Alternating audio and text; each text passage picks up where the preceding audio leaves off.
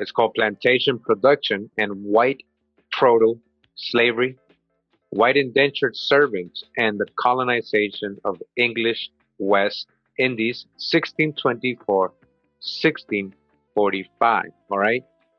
So indentured servants where? In the Caribbean, West Indies, plantation and production in white proto slavery. And this is from the Americas Volume 41, number 3, from January 1985. You can find this on pages 21 to 45, about 25 pages, published by the Cambridge University Press. So it says here, the effective colonization of these islands, and they're saying St. Christopher, which is St. Kitts, in 1624, Barbados, 1627, Nevis, 1628, Montserrat and Antigua in 1632. Remember that Montserrat? We did we covered that. It was indentured servants, Irish indentured servants that were sent over there.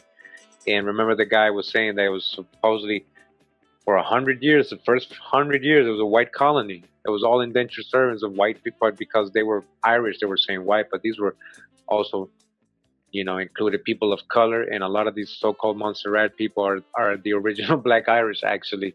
And they don't, they celebrate it. They said go to St. Patrick's Day in Montserrat. You'll see what I'm talking about. So, and continues, says what's possible. So these islands were possible because of early emergence of large plantations, which were clearly designed for large-scale production and the distribution of commodities upon the world market. They were instrumental in forging an effective and profitable agrarian culture out of the unstable frontier environment of the 17th century Caribbean. These plantations therefore preceded the emergence of the sugar industry and the general use of African slave labor. So they're saying, we're going to touch the hijack. Again, what's African slave labor? It's a very small percentage. We're talking about European indentures and the aboriginals in America being put into an indenture as well. But again, they're letting you know in this article, right, that this indenture service, this preceded, all right, this was before these agrarian culture plantations, these plantations that preceded or before so-called Africans were coming, before, all right, their whole story. Kunta Kinte, right? They developed during the formative years when the production of tobacco, cotton, and indigo dominated land use and utilized predominantly European indentured labor, okay? Predominantly European. These were the people. So when they're telling you they founded all these with African slaves, Barbados was founded by, and all these islands were founded by, that's a lie. They're telling you straight up right here. It was indentured servants, and we already know. We've already read out numerous sources telling the same thing. The structure of land distribution and the nature of land tenure systems in the pre-sugar era illustrate this. Most planters who accelerated the pace of economic growth in the late 1640s and early 1650s by the production of sugar and black slave labor, so-called black. That's the hijack. We already know indentured servitude continued up until the 1800s. Already owned substantial plantation stock with large numbers of indentured servants, right? So even before they keep trying to throw in those tags, African, black, they're letting you know the drop in between, that these plantations were stocked with what? Large number of indentured servants, not Africans, stocked with indentured servants. Continuing in this article in part 2, it says the system of commodity production was built upon the labor of thousands of indentured servants imported from England, Ireland, Wales, and Scotland. All right. These were the people that were supplying these Caribbean plantations, the early colonies with, and it was Europeans, again, not Africans. Unlike the Spanish settlements in the Greater Antilles, Barbados and the Leeward were not densely populated with Indians who could be reduced to chattel slavery. All right. So unlike, again, what are they letting you know here? Major drop right here. Like I told you in my video, who the Spanish and Portuguese were really enslaving. Who were they really enslaving? When they're talking about all these so-called Negroes that the Spanish and the Portuguese were supposedly transporting everywhere in all their colonies, these were Indians. Like they're letting you know here, it's not like the Spanish settlements, right? Which they had what? a bunch of Indians to what? Enslave or put into chattel slavery, or your right, the aboriginals. They weren't talking about Africans there either. The islands were part of the wider environmental and political network of the Caribs who inhabited the Lesser Antilles. The Caribs, like the European invaders, were a militant and imperial people who were in the process of establishing their hegemony in the Eastern Caribbean. So they're talking about how, when the Europeans got here, they noticed how the Caribs were kind of like trying to invade the Arawaks. They did invade the Arawaks, and the Arawaks would have beef with them. They would tell them stories about how they had beef with the Caribs, and the Caribs were kind of like, conquerors. Their cultural matrix made any form of labor subjection by the Europeans very difficult. Duterte, the French missionary, is he a Huguenot, who was familiar with the Caribs, noted that they possessed an innate contempt for manual labor, which drove them to launch a full-scale guerrilla war against the Europeans. They won some battles and killed a large number of whites, but eventually, over the 17th and 18th century, they were defeated and eliminated by Anglo-French, and Dutch military pressures. To clear the very forested land, initiate production, the English in the West Indies had, therefore, to look outwards for a labor supply. Like the French in the New World, they looked firstly to their homeland for this labor supply. And so just like the French did the same. What did the French do? When they needed a labor supply, they went to their country, France, or wherever they had colonies in Europe or wherever they were possessed, right? And they brought their homeland. They brought their own people over here, undesirables, convicts, same thing. And they didn't go to Africa. So what did the English do? They looked first in their homeland. They didn't go to Africa. They told us growing up that right away they went to Africa. They never told us anything about them going to their homeland in Europe to get slaves or labor supply, when they want to sugarcoat it. The slave trade from Africa was not fully established in the early 17th century. There was no such thing as an African slave trade. And it never was established. That's the whole point. See, now, when right now in this article, and most articles we read, they always want to say, well, this preceded, this was before.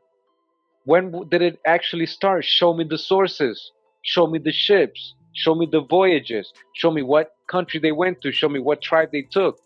Show me what port they landed on. Who they were sold to. All this stuff was recorded. Remember, this is the company. This is a business they're running. They don't take losses. They don't take risks. It's a business venture. So again, the slave trade from Africa was not fully established in the early 17th century, and it was a virtual monopoly of the Iberians and the Dutch. It was what?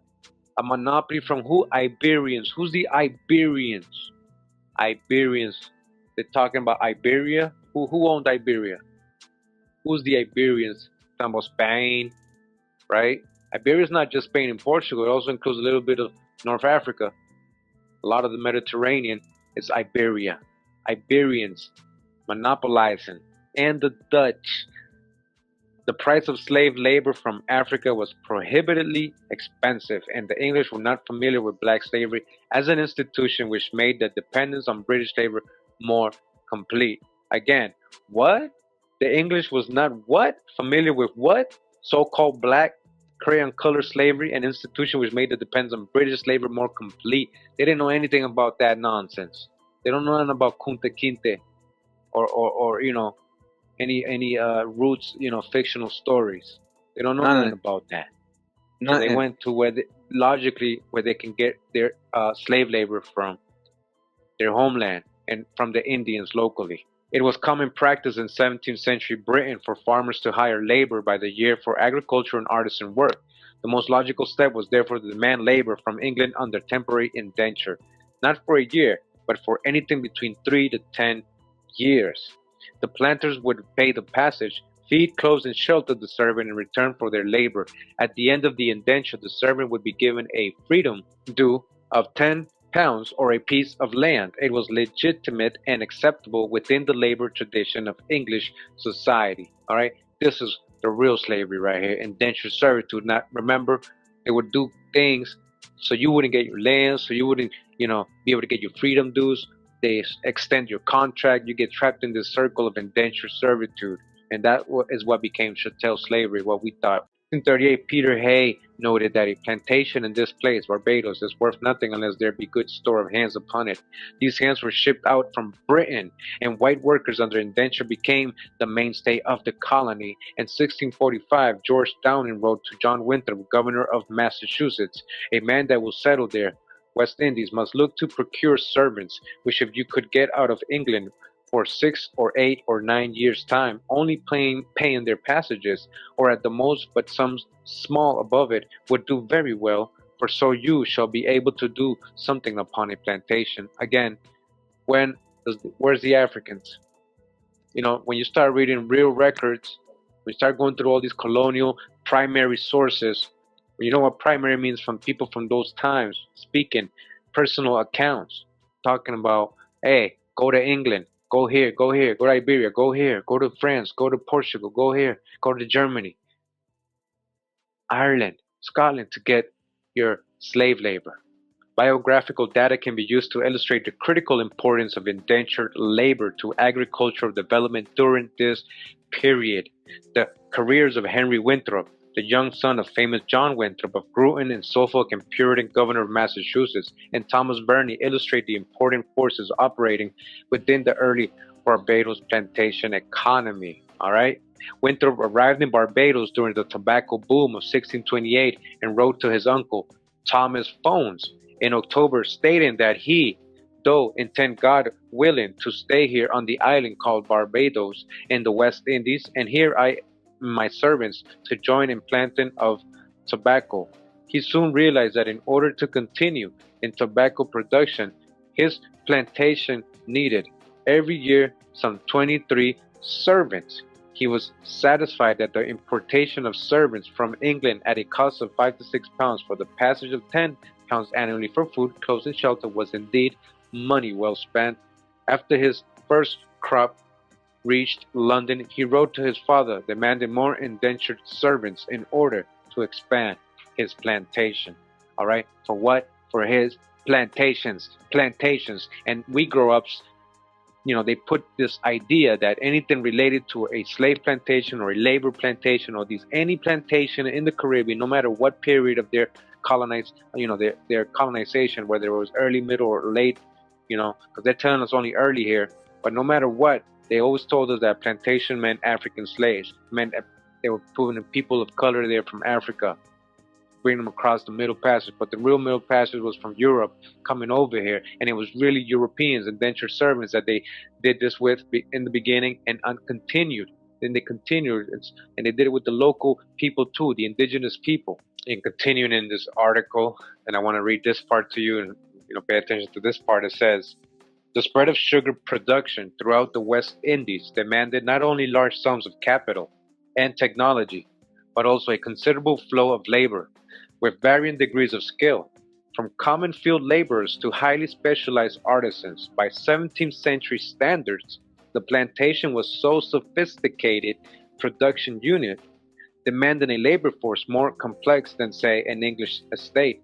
The grinding, boiling, curing, refining, and distilling process of sugar manufacture demanded industrial machinery, which had to be assembled, maintained, and at times modified. All right, so check this out, what they're trying to tell you here. Now, when we think of plantation and sugar plantation, we just think of so-called black Africans, so-called black, right, melanated Africans coming, and working in these plantations. But then we're not thinking about the whole production part of it, which also takes in grinding, the boiling, the curing, the refining, the distilling processes. All right, the assembly, the maintenance, the manufacturing, industrial machine to handle industrial machinery. Those are skills that some people may have more of based on their experience. Some people develop these skills from apprentices. Some people just develop these skills from working on a place like that for a number of years. Either way, a lot of these indentured servants had that experience and skills, and that was one of their things that they sold their service for. Their service was that skill. So again, what they're trying to let you know here is what they're about to tell you is that, imagine, you couldn't just bring anybody to just come work, We needed to bring somebody that actually knew this process, can help and manage and grind and boil and cure and refine and distilling. All right, so not just anybody from some random place in Africa that does never done this before could just come and do that. So what this meant, it says here that a labor force with basic literacy and familiarity with advanced industrial technology was necessary. A labor force that knew this, that had experience, was necessary in advanced industrial technology. In the early phase of sugar production, planters claimed that these qualities were rare in most Africans. Africans couldn't do this. You hear, this is a big one right here. I Big didn't one. write this. Mm. You got to think about that. That's logical right there. Yep. They needed people who were skilled in this. And they had them in England and Ireland. So why would they go get somebody that never has done it before in a place they've never gone to before and risk getting people, risk drowning, risk getting their ships sank, risk not even getting anybody because they got to go kidnap them, right? But in England, they got the whole system set up for them. They got already the labor force separated and everything. The government is helping them bring these people over here.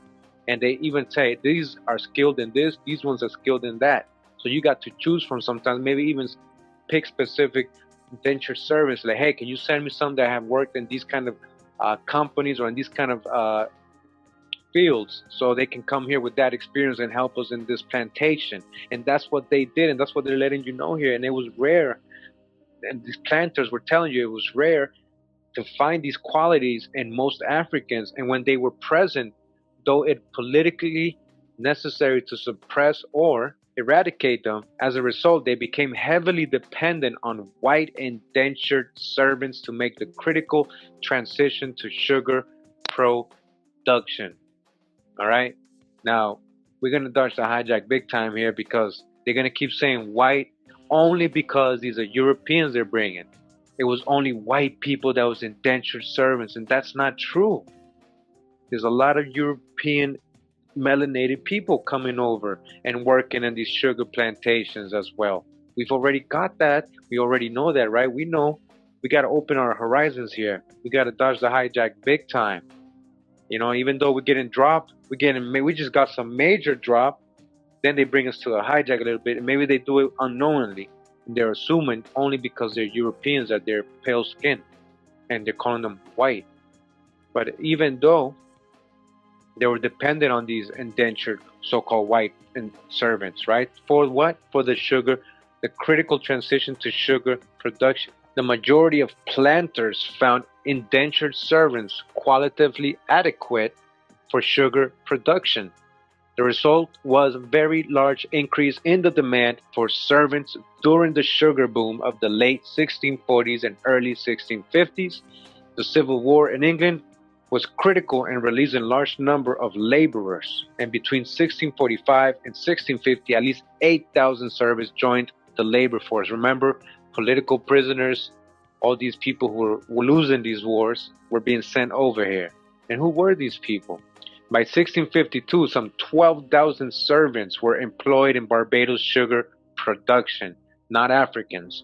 Governor Atkins noted that during the period of early sugar production, indentured servants did most of the work on the plantation. Again, Governor Atkins, all right, listen to all the Pan-Africans out there, says here that Governor Atkins noted that during the period of early sugar production, indentured servants did most of the work on the plantation. These poor tradesmen and artificers from the British Isles, Atkins noted, were critical to the development of the sugar industry in the colony. Critical in the West Indies, they were critical in North America, all the colonies. So, real history, if you're starting to pay attention, this is how it really went down. It wasn't no African slaves. During the period of 1628 to 1655, indentured servants experienced a degrading form of servitude. They worked as field hands in gangs on the plantations. Again, gangs in the plantations. Who? Indentured servants, not Africans. Sugar production in both the Old and New Worlds had long been associated with slave labor, and servants found their working relationships in the West Indies more oppressive than anything they had experienced in Britain. both, again, pale-skinned people and colored people, melanated people. They worked in gangs with their African counterparts. That just means colored. They worked in what gangs? With their colored counterparts under severe overseers. The evidence of servants working with slaves in the sugar fields is interesting because it became common in the 18th century to designate field work as nigger work. You see? It's interesting that eventually they try to make that and relate that to people of color or that derogative word. All right? So it wasn't. It's clearly that it wasn't. There's clearly, in all those Europeans, thousands and thousands of pale skinned people that were in the plantations working in gangs, field hands, gangs on the plantation, property being treated like property, slavery.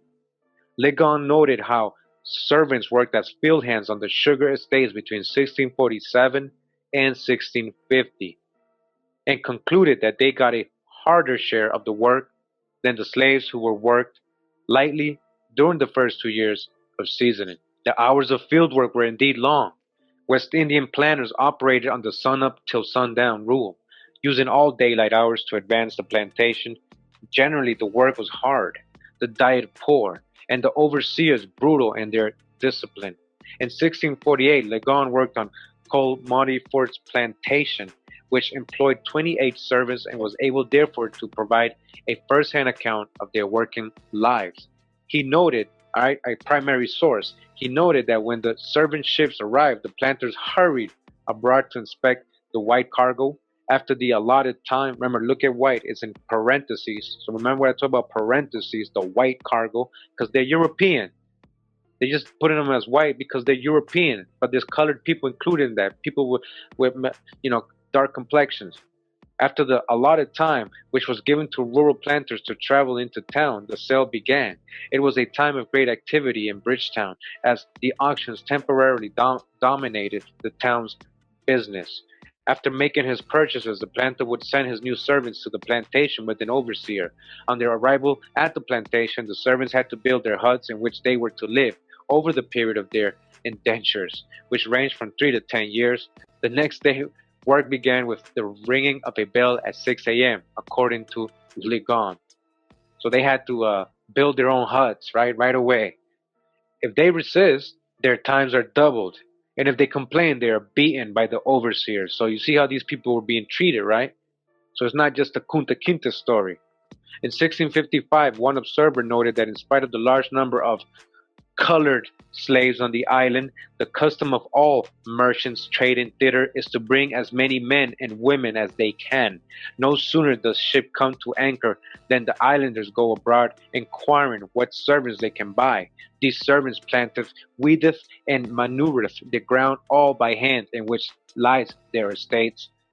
During the 1630s and 1640s, planters kept gangs of female servants that weed and do common work about the plantations, but after the 1670s, female servants were not allowed in the field. They were kept primarily for domestic and sexual functions. Again, for what? For domestic and what? Sexual functions. Field servants were divided into three basic groups. Firstly, there was a group of subordinate overseers who worked part of each gang and were responsible for making sure that each daily task was completed. Secondly, there were the gangs of common servants who did most of the field work with the slaves. Thirdly, there were the gangs of common women who performed work about the plantations.